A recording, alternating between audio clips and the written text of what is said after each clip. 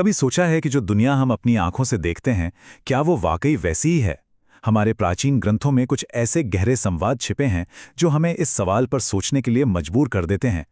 आज हम महर्षि याज्ञवल्क्य की शिक्षाओं की दुनिया में उतरेंगे और उनके एक बहुत ही गहरे जवाब को समझने की कोशिश करेंगे कि इस ब्रह्मांड का असली सच आखिर है क्या। चलिए साथ मिलकर इस रहस्य को समझने की कोशिश करते हैं। तो ये पूरी कहानी शुरू होती है एक बहुत ही सीधे लेकिन गहरे सवाल से। अक्षर क्या है?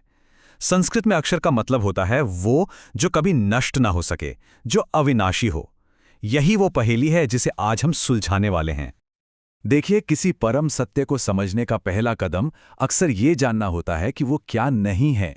और यहाँ महर्षि याज्ञवल्क्य एक बहुत ही कमाल का रास्ता अपनाते हैं, जिसे कहते हैं नेति नेति, यानी ये भी नहीं वो भी नहीं।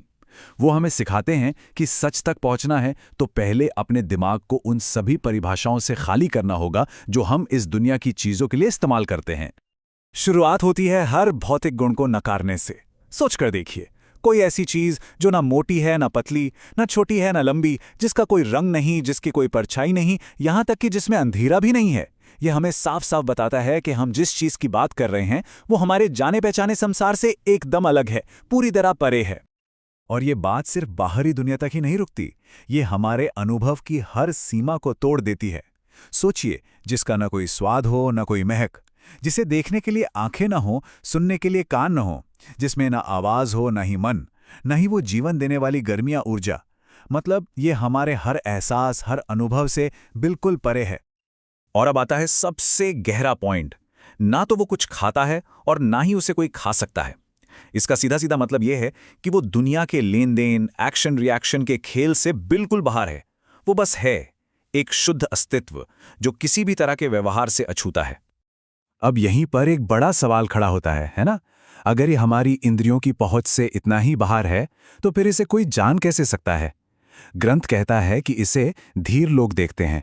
धीर मतलब वो ज्ञानी जिनकी बुद्धि एकदम शांत और स्थिर है। ये इशारा है कि इसे देखने के लिए बाहर ही नहीं बल्कि एक अंदर की नजर चाहिए। तो जब हमने ये समझ लिया कि वो क्या क्या नहीं है, तो अब सवाल ये उठता है कि आखिर वो है क्या।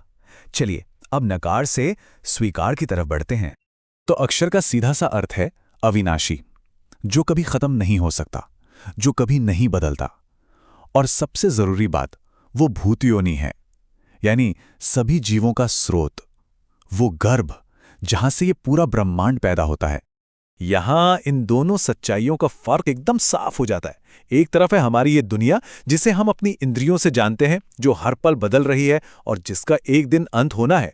और दूसरी तरफ है अक्षर, जो इंद्रियों से परे है, हमेशा रहने वाला है, कभी नहीं बदलता और हर जगह मौजूद है। एक पल भर का है तो दूसरा हमेशा के लिए। ग्रंथ इसके बारे में और भी बताता है। ये नित्य है, यानी हमेशा से है और हमेशा रहेगा। विभु है, मतलब हर जगह हर कण में मौजूद है। ये इतना सूक्ष्म है कि हमारी सोच भी वहां तक नहीं पहुंच सकती। ये एकदम शांत है, बेदाग है और किसी भी चीज से इसे कोई फर्क नहीं पड़ता, अपनी जगह पर अडिग और स्थिर। अब हम इस ज्ञान के सफर के सबसे ऊंचे शिखर पर पहुंच रहे हैं। क्या होता है जब इस परम सत्य को सिर्फ दिमागी तौर पर नहीं समझा जाता, बल्कि इसका पूरी तरह से अनुभव किया जाता है? ग्रंथ हमें बताते हैं कि जब उस परम ज्ञान का प्रकाश फैलता है तो ये कोई मामूली बात नहीं होती। ये एक ऐसा अनुभव है जो हमारे होने के एहसास को ही पूरी तरह से बदल कर रख देता है।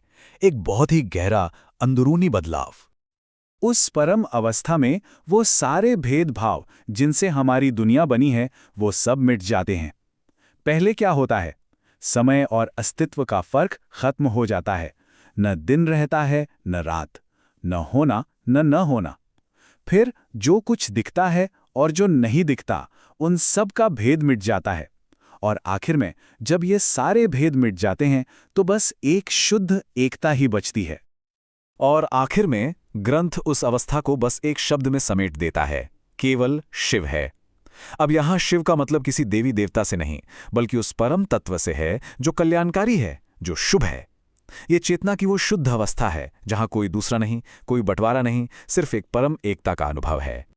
और यहीं पर महर्षि याज्ञवल्क्य की ये शिक्षा हमें एक बहुत बड़े सवाल के साथ छोड़ देती है। अगर ये परम सत्य हमारी इंद्रियों और हमारे मन की पकड़ से पूरी तरह बाहर है, तो फिर हमें इसके होने का पता कैसे चलता है?